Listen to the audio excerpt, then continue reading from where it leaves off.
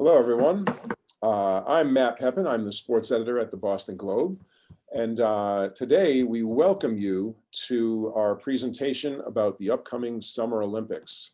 Boston Globe has a team of journalists headed to Tokyo to cover the Olympics for us. And we've been working hard at both planning for the Olympics and also previewing the Olympics through a variety of stories that have already appeared on our website and in the printed newspaper. But the one thing I thought I'd start with is because everyone here is our subscribers, I want to give you a little sneak peek at what's coming up with our Olympics coverage.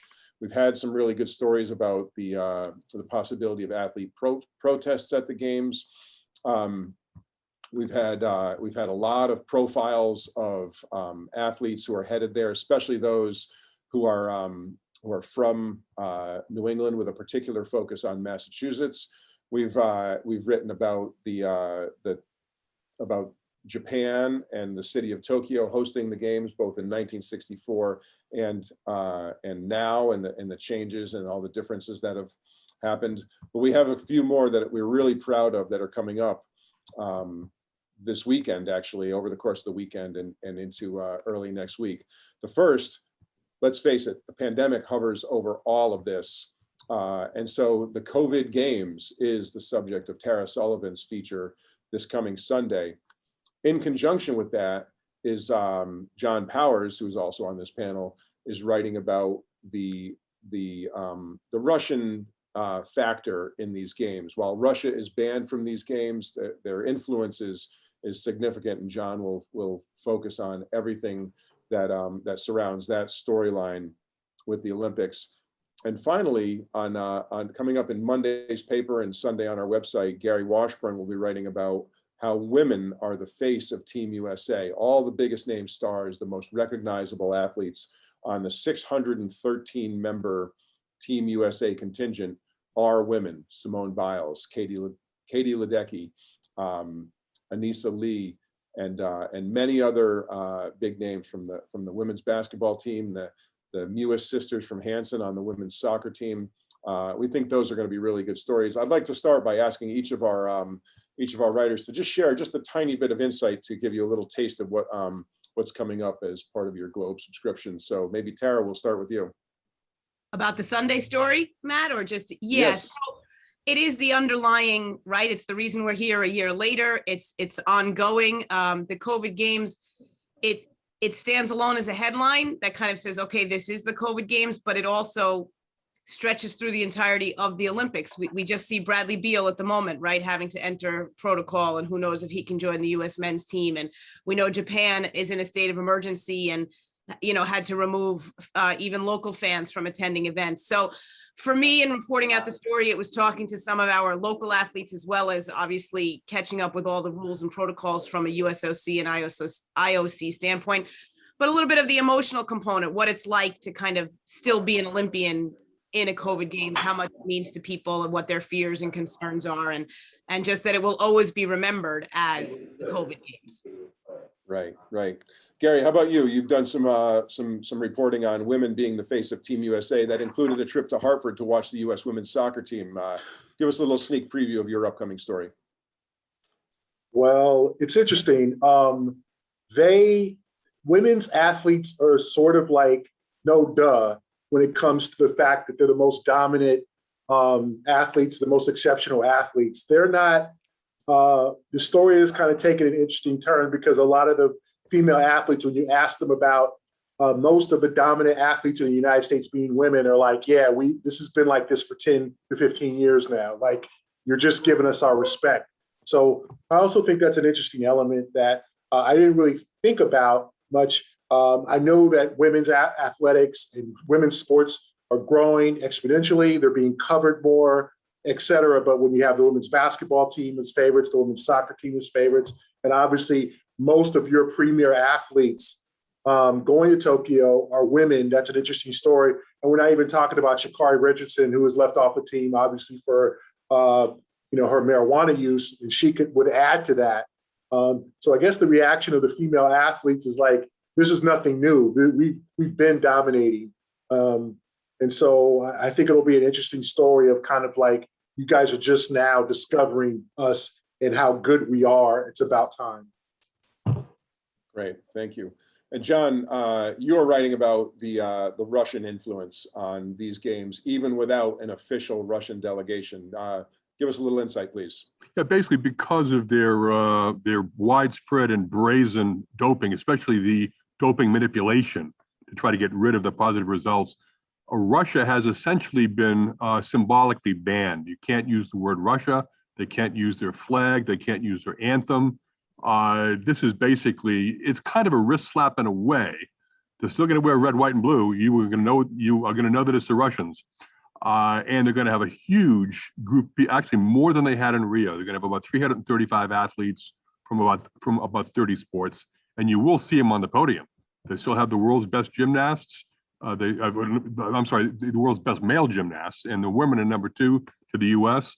The best wrestlers, the best artistic swimmers, among the best fencers. They'll be up there. They will not be seeing their own flag. It'll be the Russian Olympic Committee flag, which looks, semi-similar, same colors. But instead of the anthem, it'll be Tchaikovsky's Piano Concerto No. 1. If you haven't heard that yet, you'll know it by heart by the time these games are over. That's great. One thing before we proceed, one thing I will remind our audience is that the Zoom feature, the Zoom Q&A feature, would allow you to go ahead and submit questions. We'll reserve the last 15 minutes of this program to take on some of those questions. We do have some that were pre-submitted that we'll get to in that time as well. So feel free to start dropping in questions, and we'll get to them very soon. But as we discussed, the pandemic hovers over all of this, and it makes this games have a very unique storyline that runs through everything. From a journalist perspective, what's it like getting ready for these games? I know from my standpoint, the planning part of it, every bit of planning was always done with the notion that these games could be canceled. These games could be altered in some way. I mean, as it is, we were, planning to do this last year at this time, and that got postponed. So, so John, you've covered many, many Olympics. What's the preparation been like for you? Well, generally the preparation has been, getting all of your stories in line, writing them here so you don't do it over there. I've never had a question about getting into the country. And that's the issue here. I mean, just, as you all know, you're probably doing it. The paperwork, the downloads, the medical protocols. I mean, I had my second test in a row today for COVID, and I was vaccinated months ago. So I don't know if I get to Tokyo, will I be able to get in? Is there going to be some little glitch? That's the major issue for me is the dual preparation track, making sure all the paperwork's ready and making sure that the real reason I'm there is, are the stories ready to go? Are we up on the athletes? Right. Gary, you went to Rio. So maybe compare and contrast your preparation and your travel for Rio versus this time around. I know we've been on the phone a lot lately, haven't we? Yeah. The Rio situation was more about the climate of the city, the state of the city, because obviously the city essentially went broke after getting the Olympics 8 years before in 2008. So it was kind of a question of like, were the conditions going to be? Are there going to be people around? Just are there going to be, how many fans are going to be there? What the venues are going to be like? What the conditions are? This is not an issue there. This is like preparing for, going back maybe a year or so in the United States in terms of like getting all your masks together, your hand sanitizer, all the things that you're going to prepare, because we're not going to be allowed to go anywhere but the venue, the media center, and our hotels. So it can be very restrictive like it was in the United States maybe a year plus ago. So that's the situation, as John mentioned. The medical situation, I take my second COVID test tomorrow. I'm crossing my fingers that the results are done in less than a day. I showed the people there my paperwork. They were like, "What is this?" The lady had to go to her supervisor because they're not used to this. And so I took the more extensive COVID test where they stick the swab, near your eyeballs. I'd never taken that version before, and I took literally 100 tests in the bubble, in the NBA bubble. But that was the first time I was like, my eyes watering. So it's much less about the games. I just think, as I could probably speak for John, I think we'll both be relieved when we just actually get there, get to our hotel room, and we're like, okay, we can start actually covering the games, and we're clear. Right. And so, like I said, you just have this kind of nightmare of being stuck at the airport in Tokyo, and they're telling you to go back home, and you don't have your stuff, or you're talking to some guy who's trying to arrest you or something. So that's my biggest fear at this point. So hopefully we can clear all these hurdles. Definitely. And so just to let our audience know, every delegation, meaning every media outlet, had to designate someone as their COVID liaison officer, and that's Tara for us. And so Tara and I have been working through the protocols. And Tara, maybe you can just identify some for our audience, some of the things that the reporters are going to face in Tokyo, such as the activity plan we had to create, and the way the regulations that you've been dealing with the Japanese authorities in relation to our plan and them giving us access.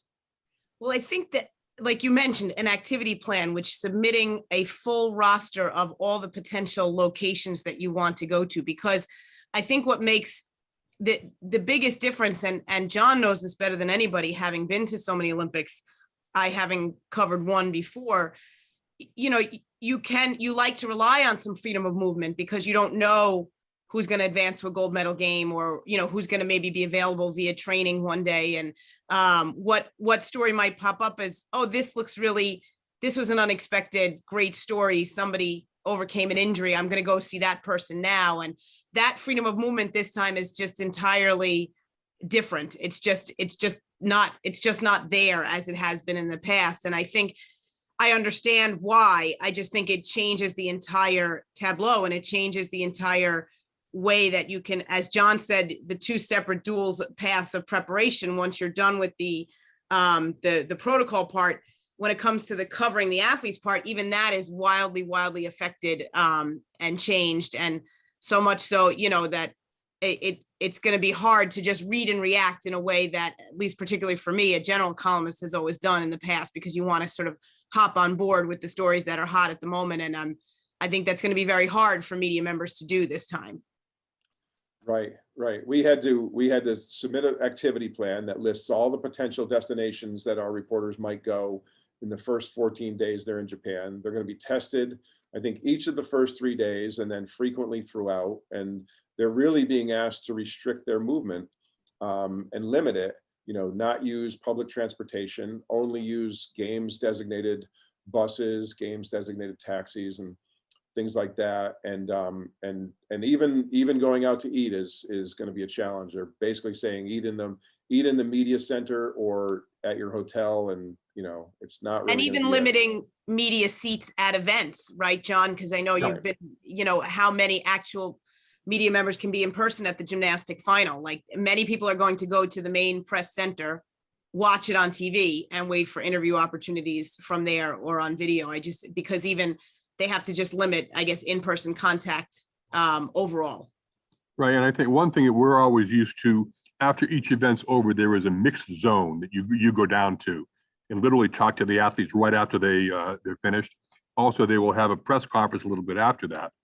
The mixed zone, if at all, will be very small and it'll be very brief, almost not worth going down there. The press conferences will be limited as to how many people you can get into.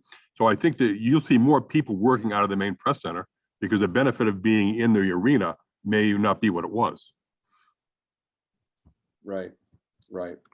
It'll be a challenge without question. And then there are also apps that journalists have to use. One will track your movement and your contacts. Another will track your health. And so it's being taken very seriously for obvious reasons, but it will create an additional set of circumstances even minor things like keeping your phone charged.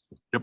Because it's going to be running in the background, right? Your location services. So it's going to drain your battery probably in ways that it doesn't normally. So, and then having the power, so making sure you have portable chargeable cells and things like that. Just that I'm sure, those things apply to most places when you go internationally, but I think even more so because of, like you talked about, contact tracing and things like that have to be running all the time. Right. So there's no question it's going to be a challenge for media, which to me signifies that it's only going to be even more of a challenge to athletes. And I'm curious to know what you all think about the ways that this pandemic hovering over everything is going to affect the athletes themselves. Gary, maybe we'll start with you, because I know you recently interviewed Jason Tatum of the Celtics and Team USA men's basketball team. Did that come up at all as part of the conversation about how the pandemic hovering over this affects their preparation or their concerns? I don't think they're worried as much about that because they went through the entire season getting tested every day. I think the thing that is going to affect the athletes the most is no friends or no family at all. Jason has obviously his popular son who's 3.5 years old now. He will not be in, who is starting to realize what dad does, and he will not be able to go to Rio, nor will his mother, and other people that are close to him. They will not, none of the athletes will be able to have family members. So I think that will help them bond more. Two, that'll probably make them a little more lonely and a little bit more secluded. Now, will that make them concentrate more on the task at hand? Perhaps. But I do think that could have an effect on the athlete's performances, like no one's there. And also, two, they're going back to the old, no, there's going to be no crowds. The NBA players especially, and I'm sure other sports were used to that, right? When they were playing in front of 50 and 60 people. So that's definitely going to be a situation where they're going to have to deal with again. So I think a lot of the players I've talked to are sort of like, yeah, we went through this. It was better here, but they're going to kind of take a few steps back and going back to the early part of the year.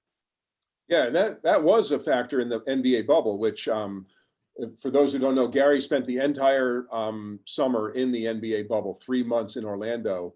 And I do recall that the loneliness and the isolation and being separated was a factor, and it did affect performance, if I'm not mistaken, right, Gary? Yeah, it's just different. It took the players a long weeks to get used to, one, no family and friends at the games, two, not being around anyone, just being around their teammates. They started complaining about the food. They were limited to what they could do and where they could go. They didn't exactly want to walk around the compound and see a bunch of reporters. So we were limited to where we could go because there was the players wanted their only, which is understandable, areas where they could go. So yeah, it took a while for them to get used to that. They're playing, and I don't know where will the Japanese, will the IOC, will they pipe in crowd noise to kind of give it a more of an effect? We're not sure about that. That will be an interesting element because obviously if you have two countries that are playing, who gets the gays and who gets the boos and that type of thing, because there's no home team except Japan. So all of these things are going to be interesting elements, but I think the players did take a while to get used to the fact that there was no crowd, no family there until the playoffs, and then not being able to be free and go the places they want to go because there's going to be some definite limitations on where the athletes can go in Tokyo. Right. And now, John, one thing that you said to me before we traveled to the Olympics in South Korea was you were kind of prepping me for what to expect. And you said, the thing about the Olympics is that all the world gathers in one spot and they bring all their sniffles and coughs with them. And here we are, athletes about to enter an athlete's village and media about to enter the media housing and all these people coming together. I guess I just love to hear your thoughts on that situation that was present under a normal Olympics and how a pandemic Olympics changes that equation or adds to the level of what everyone's bringing. Well, I think especially for the team events, this is huge. You have to trust your teammates that they're going to be smart about this, that they won't be unlucky. Because let's say we come to the medal round and two of us are sick, our whole team is out of the Olympic Games. It's all been done for nothing. So I think that's one reason why there'll be the daily testing. They'll all have the masks on. They'll be sitting by, 6 feet away from everybody else in the village. They won't be able to go touring. It'll be like being under house arrest. And I think most of the athletes are not used to that. But I think theoretically, it's going to help certain athletes more than others. For example, if you are in judo, everything happens for you on that one day. If you get sick that day, you are out of the game. So you haven't done anything. If at least if you're on a team and you get to the silver medal round and you're out, you at least get the silver medal. So there won't be equity among how people are dealing with this. But I think the biggest thing here is the games will belong to those who are going to adjust and adapt, just as we see at the Winter Olympics, where I'm the gold medal favorite and it pours rain overnight, and now we got slush, and I'm not so good in slush, or somebody else is good. That I think will help the athletes who can adjust to anything. I remember when Michael Phelps won his 8 gold medals in Beijing, the games then, the finals were in the morning. They'd always been in the night before. And people were complaining. Michael said, hey, you're a swimmer. You swim every morning in practice. It's still morning. And Michael won 8 gold medals, partly because he was able to make that adjustment. Nice. Great. Well, you've mentioned some of the big names, and I think we should stay on that theme at this point. And so I'll go right back to you, John, with and I'll ask this same question of each, but who are the big names you're most eager to see at these Olympics? Well, I think especially these sports that I tend to do a lot of would be the gymnastics and the swimming, seeing what happens with Simone Biles. I mean, most people have retired by that age. She had nothing to gain by this, which is why I think people are so entranced by it, because she says, because I can, that's why I do this vault I'm not getting much credit for. Is she going to be able to not just lift the team, because the team's going to win the gold medal? Can she bring what she needs to bring here again? I mean, clearly she's the best in the world. Now you have to do it. And as you saw, if you watch the U.S. Olympic trials, she had a rough second day. She actually lost on the second day. Will she be able to put that out of her mind? Or because what it is for her is Simone versus Simone. It's tough being up against yourself, especially the self you were 5 years ago. So that'll be interesting to watch. And Katie Ledecky coming back for 3rd Olympic Games. She could sweep every freestyle race, 200, 400, 800, 1500. That obviously hasn't been done before, because this is the first time for the metric mile. And Caleb Dressel, her male counterpart, a sprinter, he'll be able to do a fair amount. A couple interesting things. U.S. women's soccer team, they were knocked out. They never even got to Rio last time. Very good team, world champions. The World Cup winners have never won the Olympics the next year. This is an aging team. They don't win by a whole lot when they win, and they're going to be playing 5 matches in 13 days in the Tokyo heat. And it is going to be hot there. It's going to be in the 80s and low 90s. So those are the things that I'm looking forward to seeing. Great. Gary, how about you? We know you're going to do basketball, but you've also expressed an interest in covering a lot of other sports, which we know you can do. You're versatile and well prepared journalist. So obviously you'll spend some time at the basketball arena, but I'm sure there are other athletes that are piquing your interest as well. Well, yeah, I mean, Clarissa Shield, women's boxing, I'm definitely interested in. I'm also interested in particular sports, to be honest. Baseball and softball. Baseball's back after a hiatus, and so is softball. I'm not really sure why softball got canned. It's always been a very competitive sport. And obviously the Japanese team is very good. I want to see Team USA. Team USA baseball is filled with a bunch of minor leaguers and retired players and guys, coached by Mike Scioscia, the former Angels manager. I think that'll be very interesting, to see how they fare against international competition.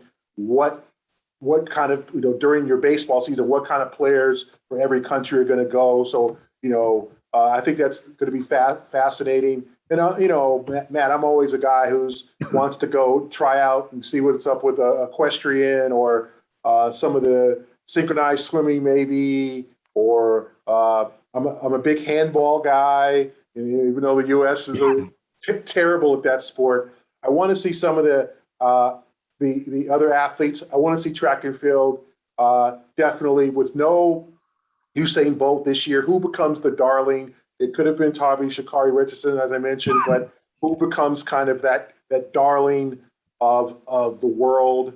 And also now NBC has got to be doing backflips because Luka Doncic, the superstar player, got Slovenia into the basketball tournament.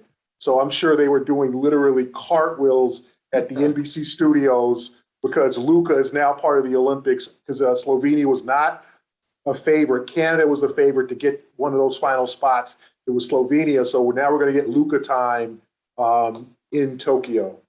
Is Slovenia going to be the new Lithuania? Maybe, yeah. I mean, it's just crazy. They were one of the underdogs, but he put the team on his back. And I'm sure, I mean, I know NBC is giddy in terms of how they can now push not only Team USA men's, but Luka and show his game. So, because there's world interest because he's one of the rising and top players in the world. Yeah, that'll be great. Great for sure. Good month for Slovenia too, because I think they're going to have the Tour de France winner. Great. So Tara, what about you? Who are the big names that you're anticipating big things from?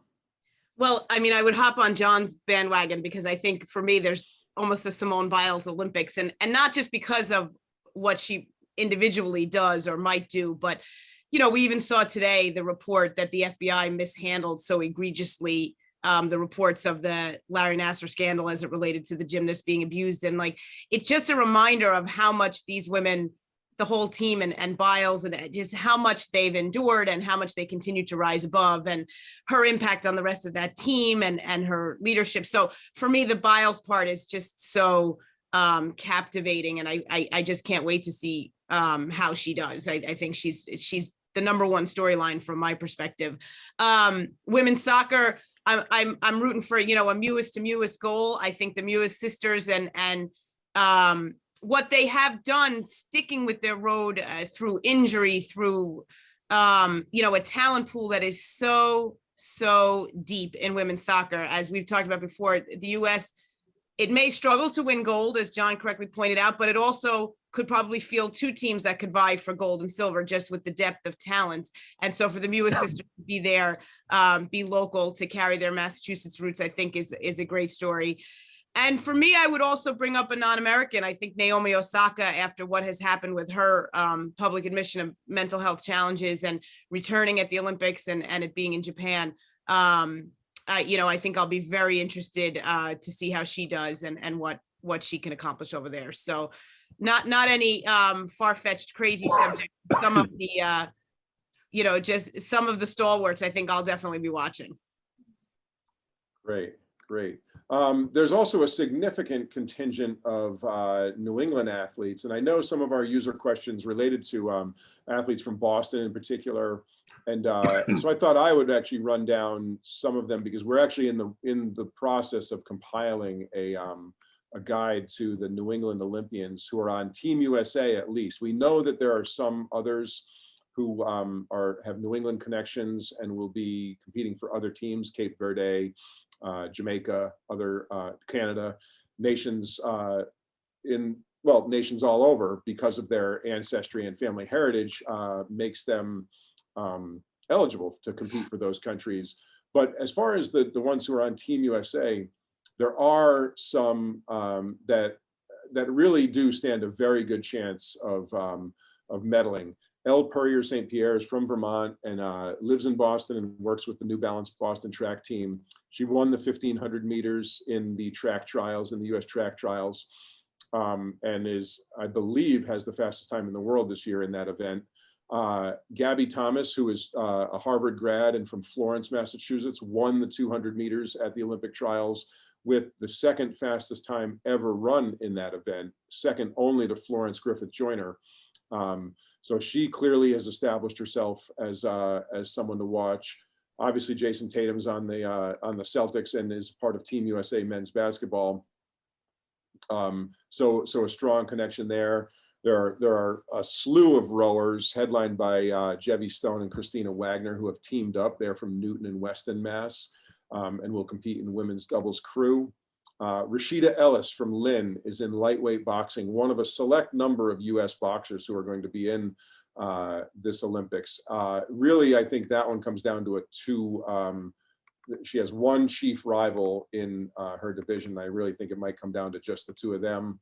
There's a couple of fencers, Eli Dershowitz from Sherburne and Andrew Makowitz from Westwood. A couple players on the rugby team, including Christy Kirsch from Franklin, Massachusetts.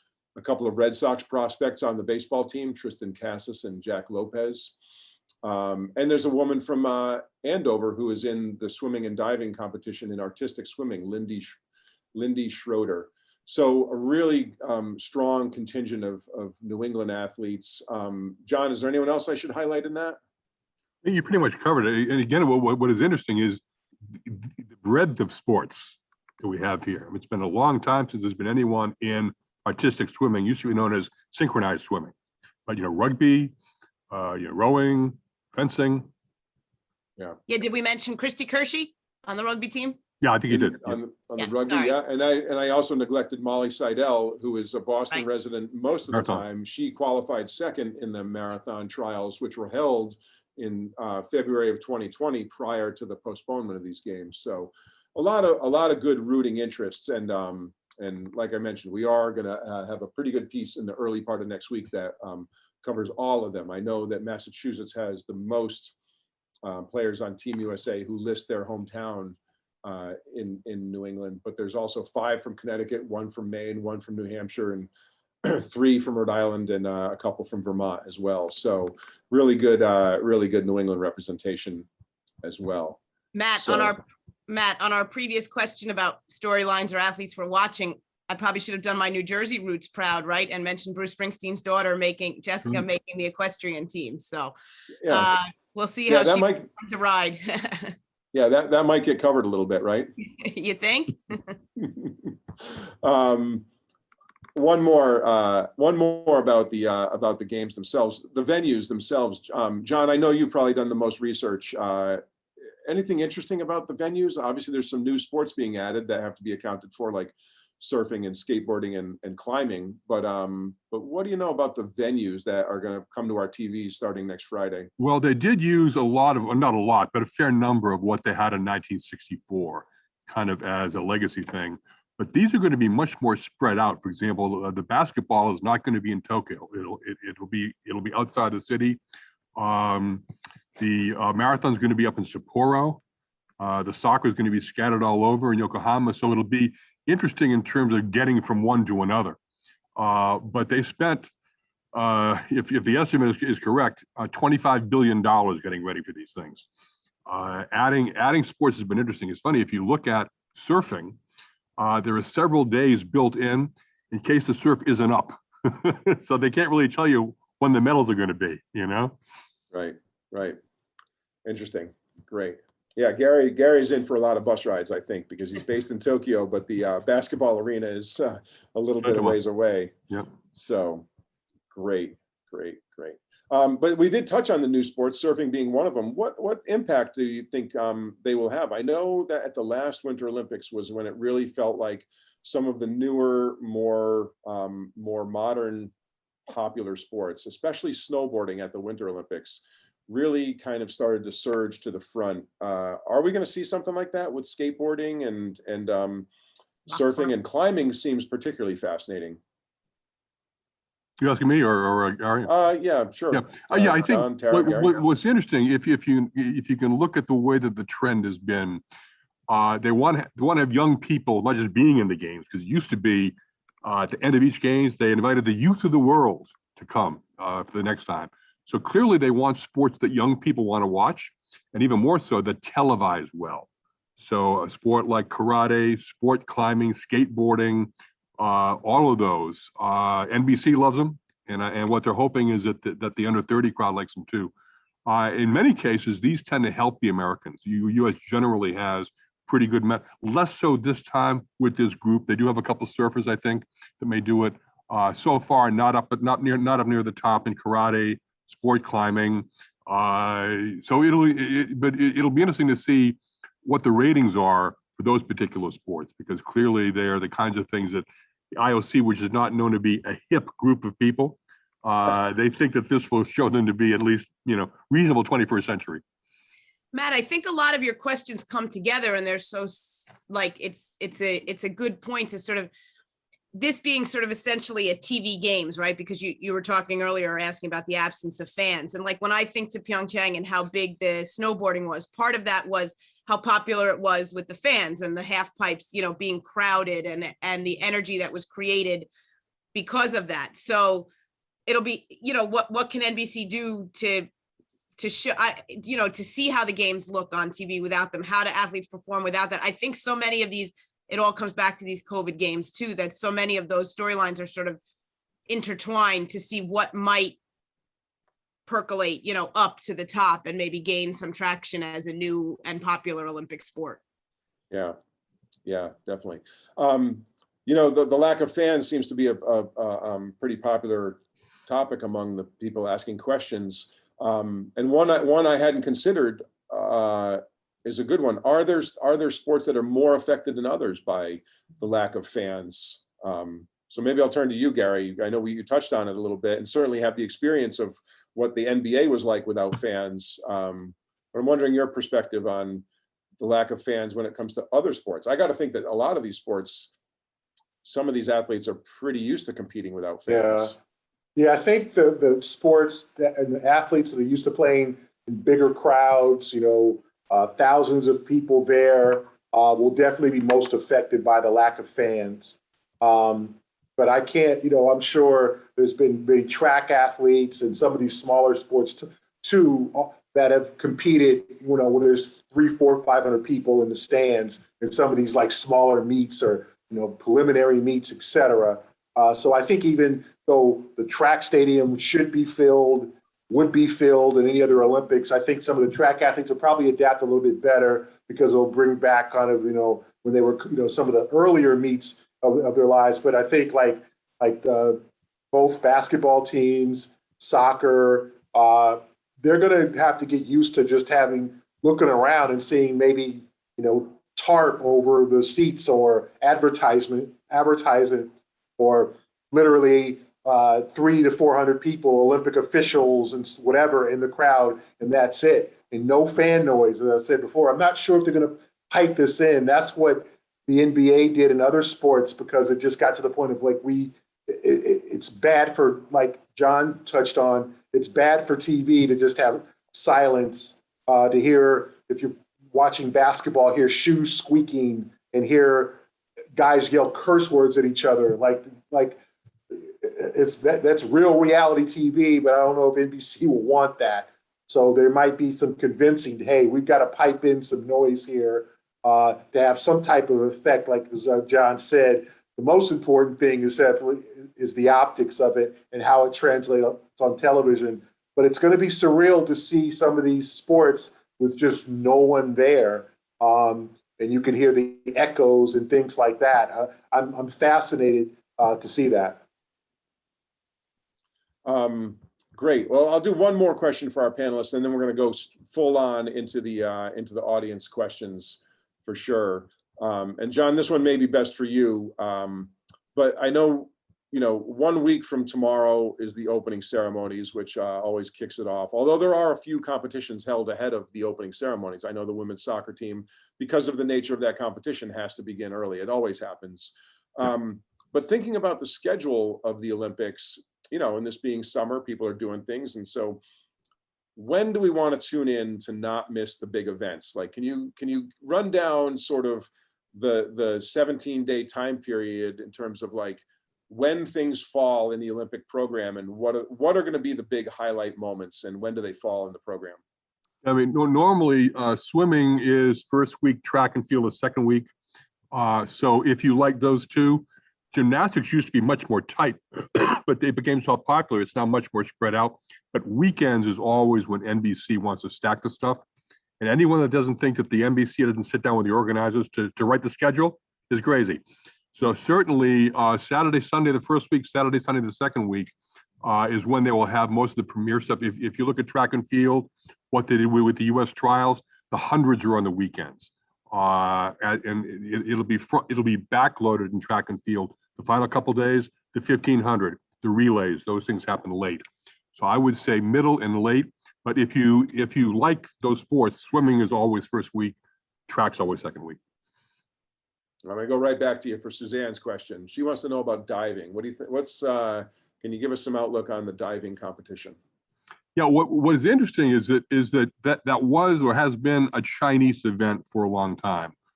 More countries are now coming in here and there. Also adding what they've done in recent games, synchronized diving, where you've got people going two at a time. That has added a whole new wrinkle. So where you used to have 4 events, you now got 8. So there are certainly many more medal possibilities, but China has pretty much owned this. The U.S. will almost always gets 1 or 2 medals. That should continue probably on the synchronized side. Readers are very interested in the Sha'Carri Richardson situation. Tara, the day that the news of her marijuana test came out, you wrote about this. But I'll go to both you and Gary for your opinion, starting with you, Tara, about her situation. What do you think? Well, unfortunate on so many levels. I mean, it's interesting even reading comments because, of course, she knew she was taking a risk. She knew what she was doing, and I give her a lot of credit for standing up and taking responsibility and all of that. But it does just make you question where marijuana falls on the banned substances list. You know, to have it equitable to some, you know, to the heroines of the world just seems so out of whack and just unfortunate for her because, as Gary said, she would have been, you know, one of the premier U.S. stars. I personally thought it would have been nice to see her put on the relay. I guess maybe from a distraction standpoint, the U.S. probably just wanted to avoid that altogether. But I think in the broader discussions as we have about athletes and their mental health and her expressed explanation for using it, having, you know, learned about the death of her biological mother in an unfortunate way. Yeah, the whole story just strikes me as unfortunate, and I will miss watching her. I thought she was joyful in the trials and really fun to watch. And, you know, here's hoping we see her in a few years in Paris, because I do think she has a great future ahead of her. Agreed. Gary, what was your reaction to that situation? I see both sides. I've talked to people who run track who are like, hey, she broke the rules. You're not supposed to get high. Like, that's kind of the basics for running track, is like, you don't do drugs. So you have people that have very little sympathy for her and people that understand. I think that the face and the perception of marijuana is changing by the year, by the month, of how it's accepted and how, but I also think it brings up a topic of how professional sports will deal with this from now on. The NBA, the NFL, what happens, when gals are caught doing this, or they're doing it, or they admitted. There's some former athletes who say, hey, I got high my whole career, I just didn't get caught. What is going to happen? I think this will change, hopefully, how the marijuana is perceived and how it's reacted to. And are there going to be studies about whether it does affect performance? Was she, during that performance in Oregon, more up or more down? Did it affect either way her performance? And I think that's the question that the USOC, the IOC is going to have to address. I feel bad for her in many ways, because young people sometimes make mistakes. She's 21 years old. I think we put so much pressure on young people and I sure as hell would not have wanted to have the world stage on me when I was 21 years old. It wouldn't have been a good look.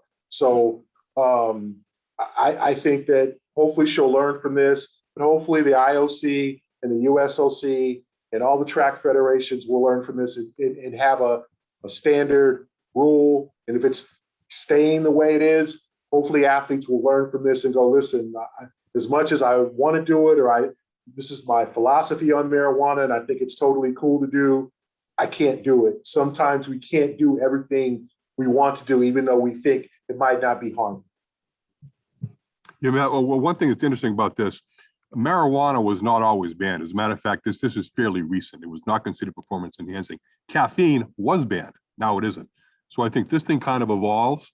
One thing that they may do, and the U.S. Anti-Doping Agency has just talked about it this week, is to have a different test done on the day, because that's what they care about. Did you do it on the day? And I think what may have happened in this case was that Sha'Carri may have taken it a couple days earlier, and it still showed up in her urine sample. They're saying if it was a blood sample or a saliva sample, it might not have tested that way. What they don't care about, they don't care if she smoked dope 5 days before. They care about, did you do it on the day that you competed? So I think that you may see a change there. They don't want to be penalizing you for what you do out of competition if it doesn't seem to help you. So it brings up a related question, and if we're covering some of the same ground, forgive me, but I feel like it's important to bring up the question that was asked by one of our audience members. Why is cannabis on the IOC's banned substance list? The Americans wanted it, believe it or not. The Americans, anytime they wanted to take it off, have been insisting that it be on there. It doesn't seem to affect, excuse me, your performance, although snowboarders have used it a lot. And there's a sense that it kind of calms you down, it Z's you out, it focuses you in. So to that degree, it may help you. It may not help you in every sport, but I'm on a banned drug right now. I take a beta blocker for heart, that would get me out of the Olympics. People take those so that will slow your heart rate down. It's good for shooters, good for archers. If you've ever had Sudafed, that's a banned drug. That'll get you out of the Olympics too. So I think that's the thing for the drug officials is what really enhances performance. We all know steroids do and blood doping does. Everything else, who knows? Right. I think Gary pegged it, right, Matt? Like societal changes, attitude changes. There was a time, John, wasn't there, when alcohol was banned, right? Sure was. Yep. Yeah. So is that enhancing in some way or performance enhancing? And I think Gary's point is the one we're all going to be looking as we even come out of this Olympics. Like, where does marijuana, cannabis, where does it fall in our legality and in our perception and in our use of pain management or stress management, all issues that I think when we see the opioid crisis in this country, do we want, I just think it's such a bigger issue than even relating to athletic performance. And I think as some of those answers maybe start to come around or come into focus, maybe then it also affects how we see it athletically. Yep. Right. Here's a good one. Here's a good one from Jim. What do the panel members think has the potential to be the biggest upset loss for a heavily favored individual or team? And on the opposite side, who or what team is the most likely dark horse to win a gold? I'm gonna ask Gary about basketball after those prelim games. Gary, could Yeah. they lose? That would be the biggest upset. All right, there we go. Let's start with Gary. Yeah, I mean, I don't think USA basketball losing would be such an upset at this point. They've got a lot of work to do. I think the USA women's team being upset would probably be, and listen, the USA women's team lost last night to a group of WNBA players. And there's teams like Australia, which has Liz Cambage, who's the best center in the WNBA. And there's going to be teams going after, USA women have won 6 golds in a row. It hasn't really been close, but it's new coaching, a lot of new players in this team. No Candace Parker, no Elena Deladon. So it's a kind of a young group here, with a couple of veterans like Sylvia Falls. But the women's team is one to watch because, and then Sue Bird is 40 years old and she's the starting point guard. So can she compete with, players from the world, all over the world? They're going to be in their 20s and, some of these young, really, really exciting young point guards. So that, I think the women's team, although the men's team, I would not be shocked. The women's team is probably one to watch because I think they're going to have to do some improvement. I said it was kind of a surprise. They lost by 8 last night to the WNBA All-Stars. And I watched the entire game and they were trying. This was not your typical All-Star game. They were going at each other. So yeah, and obviously gymnastics like Simone Biles or Kayla Ledecky going down, would be probably the biggest upset. And I'm going to root, I'm going to see what the baseball team does too, whether they can get gold. As John mentioned, 2 Red Sox prospects. I'm gonna take an eye on them after kind of, remember 20 years ago, Tommy Lasorda, the late Tommy Lasorda, leading Team USA to a gold medal, as the manager. So I'm going to take a long look at that too. I like the Israeli baseball team winning the gold medal, beating the Japanese. Matter of fact, they played the Americans right off the bat. I'm sure people by now know that most of those players are Americans, former pros, who are Jewish ancestry and because of that, were able to get Israeli citizenship. Those guys may be the most experienced group out there. And they have had plenty of time together. Don't forget, they had to qualify to be able to get into the games. It's Israel's first time in. That would not surprise me. Right. Players like Ian Kinsler and Danny Yep. Valencia, Yep. two players who were both also Ryan have Red Sox LeBarnway, you got it. connections. Oh yeah, it's Right. And these are guys that didn't just have a cup of coffee in the majors. They were in the majors a while, and Right. many of the other guys were career minor leaguers. This is not their first doubleheader. What about you, Tara? Biggest upsets or dark horses in the Olympics? I think I mean, for me, the biggest upset, men's basketball, I just feel like they had righted the ship. So, but I guess my doubts creeped in now because of some of these qualifying games. But, and when it came to that WNBA game last night, Gary, it was so interesting because I do think there probably was some WNBA players on the All-Star side left behind from the Olympic side who had a lot to prove. And I think that could certainly, that emotional attack could be at play for many other teams across the country. Really, the U.S. is the one with its target on its back. So the one that would not surprise me is U.S. women's soccer, because as John points out, it's a very difficult double to do, to go from World Cup to Olympics. So that one wouldn't shock me. I don't know. It's the beauty of the games, isn't it, Matt? Like, it's a throw it up and you all start out 0-0. So all the factors, the heat, the condensed schedules, the age of certain rosters, all of that can come into play. But I think the one lock for me will probably be women's gymnastics. I can't imagine that the Absolutely. US women's gymnastics is not coming home as a team with gold.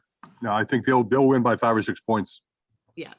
Yep. I also think an interesting story is, Matt, as you touched on, are the American athletes who go for dual citizenship to play, just to participate in the Olympics, because they either have no shot at making the U.S. team, or they thought there might be some kind of discriminatory practices. That happens a lot in women's basketball now, where if you look at, there's a lot of controversy about the choosing of the team. Even though Gino Auriemma is no longer the coach, is there too many UConn players? Is there too many players that are too old? Emeka Bubake from the Los Angeles Sparks was denied to play for Nigeria by a ruling because she was so upset that she didn't make the U.S. team. She tried to apply to play for Nigeria, but she's been in the U.S. program, so they denied her, and she's going to probably appeal that. So there's going to be athletes, and I know in Rio I did a story on Lindsay Harding, who was from Houston, Texas, who was a starting point guard for Belarus in the Olympics. She went and got her dual citizenship for Belarus, and now she's an NBA executive. But she said that it was because she thought there was no shot that she could try out in the tryouts, and she was going to make the women's team because Gino had already handpicked his players, most of them his own players from UConn.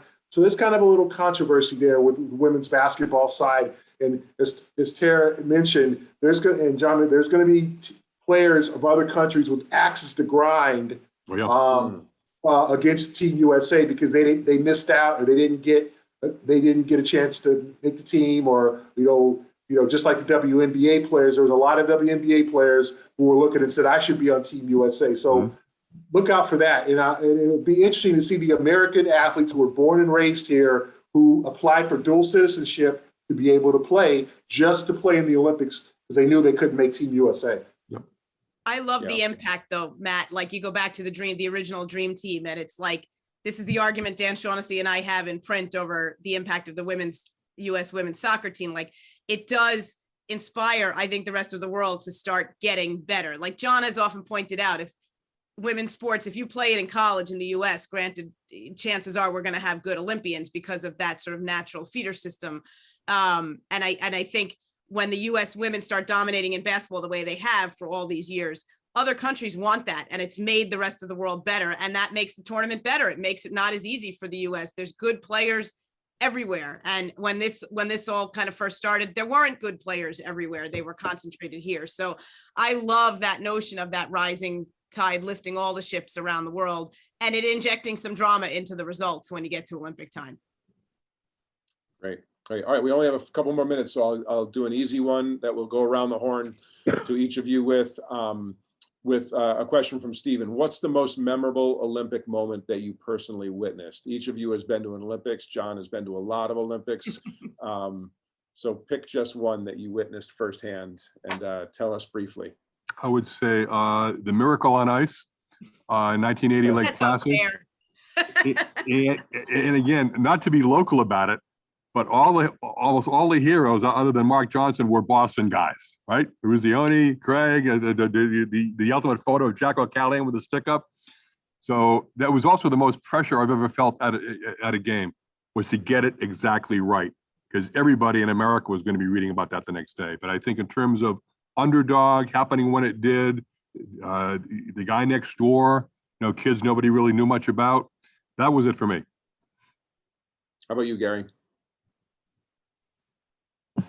Yeah, 1984 Olympics. I bought tickets to see. I'm born and raised in Los Angeles. I bought tickets to see you. I went to 2 U.S. men's basketball games and 2 women's games. I was in the 3rd row when Michael Jordan, Patrick Ewing, Chris Mullin, and all those guys beat France. Yeah, I was just sitting there right there because I literally went to the ticket office and bought tickets. Having the Olympics in your city, and I was a little dismayed about Boston not wanting the Olympics. Having the Olympics in your home city is a life-changing experience. I think a lot of people can attest to that. I was a kid growing up in 1984 when the Olympics were there, and it was literally a magical time for those 3 to 4 weeks, and to be able to try to go to any sporting event that you wanted. I went to a baseball game. I would get up in the morning and watch swimming at USC. But yeah, watching Team USA men in '84, the 3rd row beat France. I feel like Gary just raised his hand for 2028. I think he's in. He's in. All right, Tara, you have a minute. I'll bring it home with a short answer. For me, I'll go only at the ones I attended in that Pyeongchang Olympics, and it was the U.S. women's ice hockey team coming back to beat Canada after so much heartbreak against their best and fiercest and most bitter rival. The game was incredible, going to shootouts. It just was like nothing. The energy and everything about it. So for me to be at that one unexpectedly and just to be in the right place at the right time and see that happen is probably the one that stayed with me the most. That's great. Thank you. Well, thank you to all of our panelists and certainly to our audience. We thank you for joining us. We hope you enjoyed this little preview and letting our journalists speak directly to you.